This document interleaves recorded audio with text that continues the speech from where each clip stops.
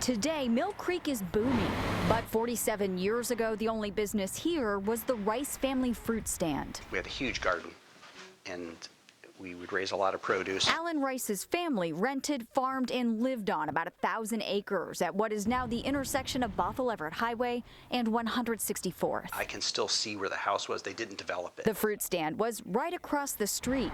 Detectives believe it was the last place 20-year-old Jody Loomis stopped on her bike before her rape and murder, August 23, 1972. After Jody left the Rice's fruit stand, she headed up this hill, which was at that time called Penny Creek Road. Her body was later found in the woods on the Rice property where Alan and his dad came to cut wood. That day, they'd already dropped off one load at the house and went back for a second. My recollection is we drove the truck back to where we were cutting and had gotten out of the truck and just had barely just gotten started when in came a bunch of police. 13-year-old Alan and his dad were questioned but never detained. Years went by. Then detectives started handing out cold case playing cards in hopes of getting new information. Jody Loomis was the 10 of hearts. They seemed to be very energized about not letting this go.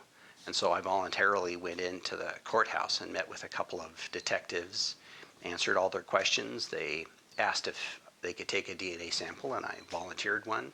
And I've never heard another word. Unknown male. Until Thursday, Alan was shocked to learn DNA collected from Jody's boot was used by a forensic genealogist to build a family tree that led to 77-year-old Terrence Miller's arrest. He hasn't made any kind of a plea yet. Just like the landscape of Alan's childhood changed, so did technology. It's too bad this didn't happen before our father passed away, because he would have found it very interesting to have closure on this as well.